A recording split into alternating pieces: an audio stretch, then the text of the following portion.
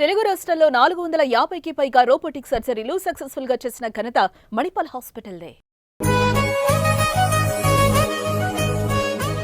కొడుకులు ఎంతమంది ఉన్నా కానీ ఎప్పుడు కూడా కూతురు స్పెషల్.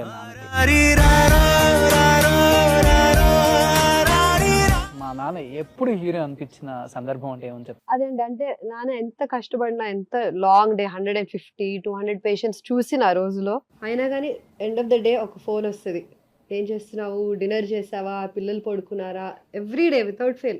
మేము మర్చిపోయినా నాన్న మాత్రం మర్చిపోరు.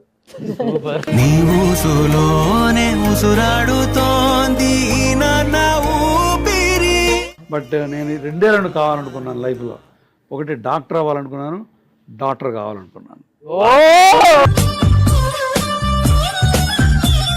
పిల్లల్ని మిస్ అయ్యి ఏడ్చిన సందర్భం లేదా ఎప్పుడు? చాలా ఉన్నాయండి. నేను అందులో ఇంగ్లాండ్లో ఉన్నాం, మేము ఇద్దరం ఇంగ్లాండ్లో 10 ఏళ్ళు ఉన్నాం. అప్పుడు వీడు 2 ఏళ్ళు, పాప అక్కడే పుట్టింది లివర్పూల్లో. అక్కడ హెల్ప్ కూడా ఉండేది కాదు. 2 ఇన్సిడెంట్స్ బాగా గుర్తు. మా హాస్పిటల్ ఎదురుగానే ఇల్లు. భవానీ ఏమో వేరే ఊరికి ట్రైనింగ్కి వెళ్ళింది సండే. సో నేను ఆన్ కాల్, సరే వీడు నిద్రపోతున్నాడు, సరే నేను ఆ లోపల నాకు ఆన్ కాల్ పేషెంట్ వస్తే రోడ్డు దాటి వెళ్ళటమే, అదే హాస్పిటల్ ఇది ఇల్లు. తలుపేసి నేను అక్కడికి వెళ్ళాను. పేషెంట్ చూసి 5 నిమిషాలు వచ్చేద్దామని. ఇంతలో ఆ పేషెంట్ బాగా సర్వైకల్ కార్డ్ ఇంజరీ, ఒక అరగంట పైన ఉండాల్సి వచ్చింది. ఆ అరగంట ఉండి నేను వెనక్కి వచ్చేసరికి తలుపు తీసేసరికి వీడు తలుపు దగ్గర పడి ఏడుస్తూ ఉన్నాడు. నిద్ర లేచి ఎవరు లేరు ఇంట్లో, తలుపు దగ్గరకు వచ్చి కొట్టాడు, ఎవరు లేదు, అక్కడే పడిపోయి ఏడుస్తూ ఉన్నాడు. ఆ రోజు I thought this is not on, India వెళ్ళిపోవాల్సిందే, ఎవరు లేకుండా ఇండియాలో జరగదు అది, అంతే కదా, ఆ సపోర్ట్ లేకుండా అని చెప్పి చాలా చాలా బాధేసింది. అట్లానే దీన్ని ఒకసారి స్కూల్కి తీసుకెళ్ళి వదిలిపెట్టి వచ్చాను. అంతలోకి డ్యూటీని వెళ్ళబోతున్నాను, చికెన్ పాక్స్ వచ్చిందని వాళ్ళ టీచర్ ఫోన్ చేసి తీసుకెళ్ళమంటుంది. భవానీ ఆన్ కాలు, నేను ఆన్ కాలు, ఇద్దరం ఏం చేయాలో తెలియదు. సో మళ్ళీ తీసుకొచ్చి అప్పుడు మా ఫ్రెండ్స్ వాళ్ళ కజిన్ ఒక ఆమె ఇండియా నుంచి వస్తే తెలియదు ఆమె ఎవరో, ఆమెకు ఫోన్ చేసి అక్కడ దింపి 48 అవర్స్ తర్వాత పికప్ చేసుకో.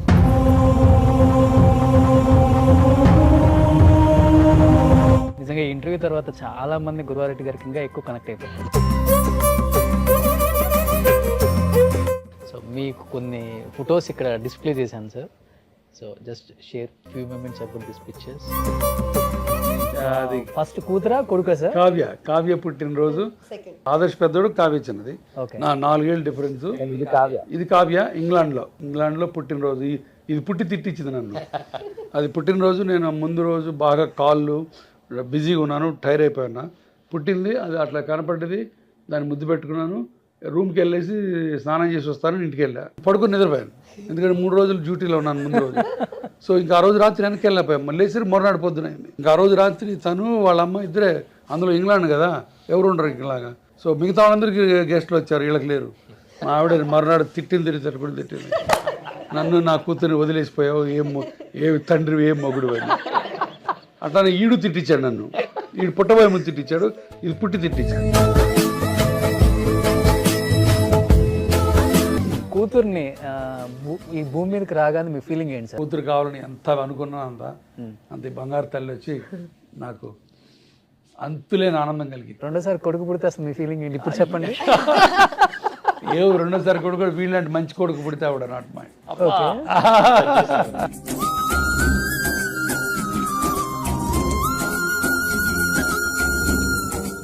ఇది కొడుకు ఆదర్శం, స్వప్న నరసింహం, హైదరాబాదు. ఆడు ఇక్కడ పుట్టినప్పుడు వాడికి 4 స్టెప్స్ వేశారు. ఆ కంటి కింద చూసారా ఒక చిన్న మార్క్ ఉంది, ఒక చిన్న సైజు డ్రాక్యులా లాగా ఉన్నాడు. అది చూసి భయపడిపోయారు జనం అందరూ. ఎర్రగా ఉన్నాడు, ఇక్కడంతా ఎర్రగా అయిపోయింది. ఏంటి సార్ కూతురు పుట్టినప్పుడు ఎక్కువ హ్యాపీగా రోజు అదే లేదు, ఇద్దరు ఒకటే ఇక్కడ చూడండి పుట్టేవారా అంటే మొదటి కొడుకు కదా, బాధ్యతలు ఎలా మోయాలా అని చెప్పి బాధ్యతలు. ఎప్పుడు డిఫరెన్షియేషన్ లేదండి మా ఇద్దరిలో. మళ్ళీ నాకు వీళ్ళిద్దరి 4 మెంబర్స్ లో ఎప్పుడు ఇంత కూడా డిఫరెన్షియేషన్ ఉండదు. బై ఛాన్స్ ఎప్పుడైనా అరే తనకి కొంచెం ఎక్కువ లేకపోతే తక్కువ ఇంపార్టెన్స్ ఇస్తామని అనిపించినా వెంటనే హీల్ గో అండ్ మిగతా వాళ్ళ దగ్గరికి వెళ్ళిపోయి హీల్ మేక్ షూర్ దట్ అట్లా ఫీలింగ్ రాకుండా. మేడం అంటే మీకు భయమా, మీరంటే మేడంకి భయమా?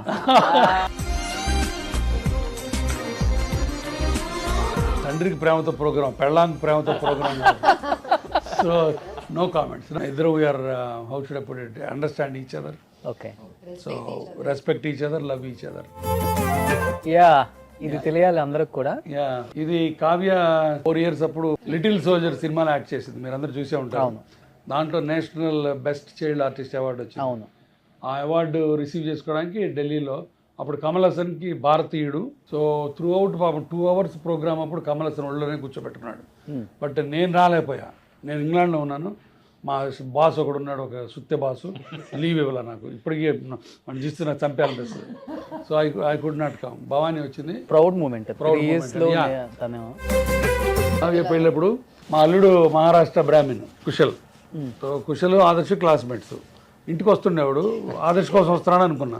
తర్వాత చూస్తే కూతురు కోసం అని తెలిసింది.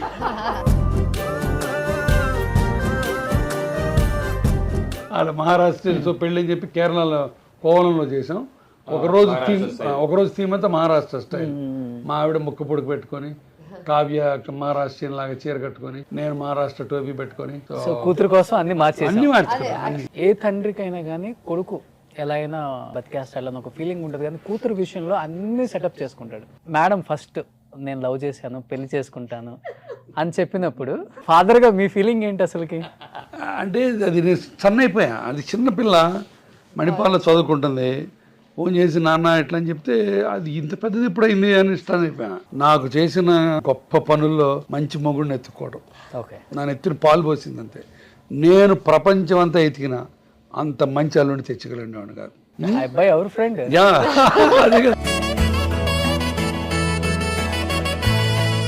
నాన్న తర్వాత ఇంట్లో ఉన్న పెద్ద కొడుకుని నాన్న ఎందుకంటారో ఈ రోజు మిమ్మల్ని చూస్తే నాకు అర్థం.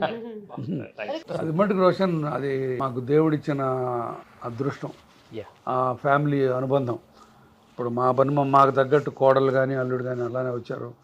ఆ బంధాలు అలా నిలుపుకుంటూ బతుకుతున్నాం. అది గొప్ప అదృష్టం అనాలి. మా గొప్పతనం అన్ను అదృష్టం. అందరూ ఆ లైక్ మైండెడ్గా ఉంటాం. సో అందుకని మాకు మా ఫ్రెండ్స్లో కానీ బంధువుల్లో కానీ మాకు చాలా స్పెషల్ ప్లేస్ అనమాట. వీళ్ళు గురవారెడ్డి ఫ్యామిలీ ఒక వాల్యూ బేస్డ్ ఫ్యామిలీ.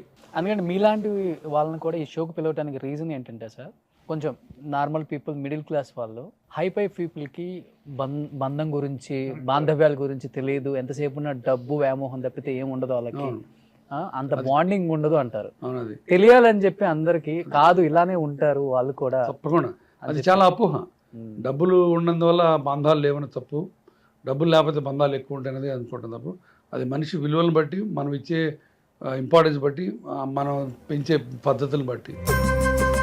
ఉగాది పండగకి కావాలని నేను అందరినీ బట్టలు తీసుకొచ్చి చేశాను నేను. ఎందుకంటే నాకు మన ప్రాంతీయత, మన తెలుగుతనం, మన తెలుగు పండుగలు నాకు చాలా ఇష్టం. అందుకని నేను ముగ్గురికి వేసి, దానికి లంగా వేసి, దానికి గాజులు అన్నీ పెట్టి, మా ఆవిడ చీర కట్టుకొని, నేను పంచి కట్టుకొని, వాళ్ళ ముగ్గురికి చూడండి చక్కగా ఉన్నారు.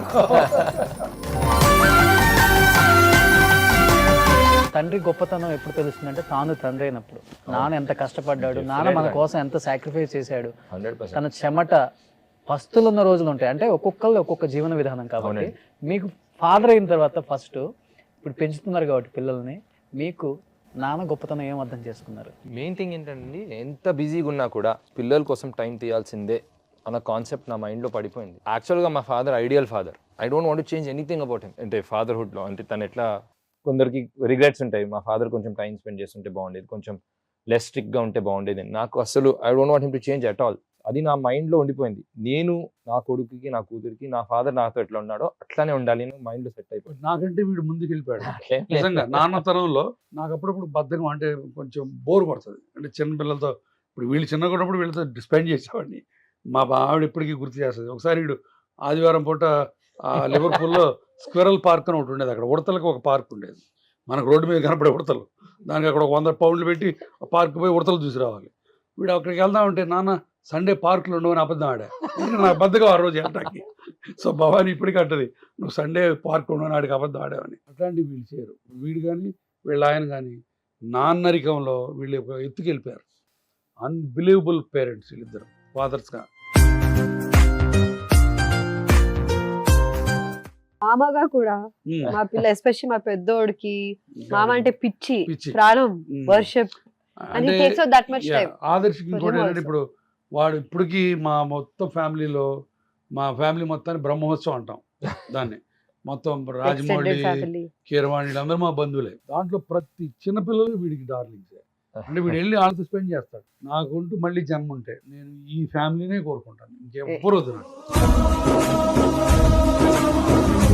గుర్తేసారు. ఇంకా ఫ్యామిలీ నుంచి దూరంగా ఉన్నన్ని రోజులు సరిపోతుంది. జనరేషన్స్ కూడా మారిపోతున్నాయి కదా, జాయింట్ ఫ్యామిలీస్ మీద ఇంకెన్నాళ్ళు ఉంటాం అని ఒక మాట గురువారెడ్డి గారు చెవి కనిపిస్తే అదృష్టం కొద్దీ అది ఇంతవరకు అవలా. నేను వాళ్ళకి కావాలని అంటే మీకు స్పేస్ కావాలంటే ఇంకొక ఇల్లు తీసుకుంటావు, ఇంకొక చోట ఉందిరమ్మా అని చాలాసార్లు డైరెక్ట్గా ఇండైరెక్ట్గా నేనే చెప్పాను. మా కోడలు నువ్వు ఏమైనా మామగారు మిమ్మల్ని వదిలిపెట్టి బయటికి పోయే పని లేదని చెప్పింది. సర్టన్గా కేటగోరికల్గా చెప్పింది. సో తనకు కూడా అంటే పిల్లలు మాతో పాటు ఉండటం, తాత నాయనమ్మల పెంపకం అవి కూడా తనకి ఇష్టం అనుకుంటాను. కాబట్టి అది నాకు అదృష్టం. వాళ్ళిద్దరంతా వాళ్ళు వచ్చి వెళ్ళిపోతామంటే మనసులో కొంచెం చివుకుమన్న వాళ్ళ స్పేస్ కోసం నేను వెల్కమ్ చేస్తాను. ఇప్పుడు ఇల్లు దూరంగా ఉన్న మనసుల దగ్గరకు ఉంటే చాలు. ఒకే ఇంట్లో ఉండి తిట్టుకోవడం కొట్టుకోవడం కంటే అది బెటర్. బట్ చెప్పాను కదా, అది కూడా అదృష్టం. దేవుడు నాకు ఇచ్చిన వరాలు ఇంకెవరికి ఇవ్వలేదు. అద్భుతమైన ఫ్యామిలీని ఇచ్చాడు, అద్భుతమైన జీవితాన్ని ఇచ్చాడు, అద్భుతమైన స్నేహితుల్ని ఇచ్చాడు, అద్భుతమైన అవకాశాన్ని ఇచ్చాడు, నలుగురికి సేవ చేసే అవకాశం. ఇంతకంటే ఇంకేం కావాలి నాకు? అంటే దేవుళ్ళు కూడా ఒక్కొక్కసారి పైనుంచి చూస్తూ ఉంటారు అంటుంటారు. ఈ గురువారెడ్డి గారు అనే ఒక వ్యక్తి ఎప్పుడు నవ్వుతానే ఉన్నారు. మనం ఏదో ఒకటి దీనికి ఇబ్బంది పెట్టాలి, ఏడిపించాలి, బాధ పెట్టాలి లేదు అసలు అని అనుకున్న క్షణాలు కూడా ఉంటాయి కదా. ఉండదు. ఒకసారి అదిగో కావ్య ద్వారా ఒకసారి ఏడిపించాడు అంతే. అదొక్కటే నాకు గుర్తుండి లైఫ్లో. మెడికల్ కాలేజ్ సీట్ కోసం 3 ఏళ్ళు కాస్త ఏడ్చాను అంతే. బట్ అది చాలా చిన్న ఏడుపులు అయింది. ఓకే. బట్ దేవుడు is so friendly with me. నేను ఏది కావాలంటే అది ఇచ్చాడు. ఇంకెంతకంటే నేను అడగలేను దేవుడిని. నేను I'm the most blessed man అని అనిపిస్తుంది నాకు. అసలు డిప్రెషను, డల్నెస్ అనేది ఉండనే ఉండదు. స్నేహితులు కానివ్వండి, ఫ్యామిలీ కానివ్వండి. కావ్య గారు ఇప్పుడు నానంటే చాలా ఇష్టం, నాన్న ఎన్నో మొక్కులు మొక్కుకున్నారు ఒక కూతురు పుడితే బాగుండు నాకు అని. అలాంటిది ఒక ఇంటి నుంచి ఇంకొక ఇంటికి వెళ్ళిపోతున్నాం పెళ్లి చేసుకొని, నాన్న నుంచి దూరంగా వెళ్ళాలి అన్నప్పుడు నిజంగా ఏడవలేదా మీరు? కేరళలో ఉన్నాం కదా అప్పుడు పెళ్లి కోసం. సో అప్పుడు ఏదో సరదాలో అంత తట్టలేదు. అప్పుడు హైదరాబాద్కి వచ్చాను, ఆ ఇంటికి వెళ్ళాను. నాన్న అమ్మ అన్న ఎక్కేసారు కారు, ఇంకా వెళ్ళిపోతున్నారు ఆ ఇంటికి నన్ను వదిలేసి. ఇంకా ఆ రోజు ఫుల్గా ఏడ్చేసి అర్ధరాత్రి సడన్ గా మళ్ళీ లేచి ఏడ్చి మా ఆయనకి భయం వేస్తుంది, ఏమైంది ఇప్పుడు ఏం చేయాలి అని ఆయన చాలా ఏడుపు వచ్చింది అప్పుడు. కానీ ఒకటేంటంటే నాన్న అమ్మ అన్న చాలా ఎఫర్ట్స్ తీసుకుంటారు ఆ ఇంటికి రావడానికి. So they come they stay. నాన్నది ఒక set of clothes, towel, toothbrush అన్ని ఉంటాయి మా అత్తమ్మ ఇంట్లో. సో వస్తూ ఉంటారు స్లీప్ ఓవర్స్ కి. మేము వీకెండ్స్ వస్తాము, అందరికీ వస్తుంటాం. కావ్య కుశల్ పిల్లలు నాకు కేరళలో అది పెళ్ళయి అట్లా 600 నక్షత్రం కోసం అట్లా వెళ్ళిపోతున్నప్పుడు ఏడ్చేసాను. నాన్న చాలా కళ్ళప్పుడు నీళ్ళు వచ్చి మా ఫ్రెండ్ వాళ్ళు శిరీష్ అనే అమెరికా ఫ్రెండ్ తను వచ్చి ఓదార్చింది.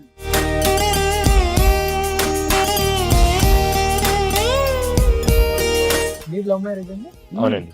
ఇది లవ్, ఇది లవ్, ఇది ఇది love. Love is in the air. అది ఈ లవ్ కి ఏంటంటే పాయింట్ ఇందా చెప్పాను కదా, నా అల్లుడు కొడుకు క్లాస్మేట్స్ వీడి కోసం వస్తాడని చివరికి తెలిసింది ఈమె కోసం వస్తాడని. అట్లానే దీని పెళ్లికి ఈ నా కోడల్ని కేరళలో డెస్టినేషన్ మీటింగ్. నా కోడలికి ట్రావెల్ కంపెనీ ఉంది, she CEO one travel park అని. సో దాన్ని మాట్లాడి అమ్మ మాకు అంతా అక్కడ chartered flights, room, hotel room తను ఆర్గనైజ్ చేసింది. తను ఆర్గనైజ్ చేయమని తను పెట్టుకున్నాం. తన పెళ్లి కూడా ఆర్గనైజ్ చేసుకుంది.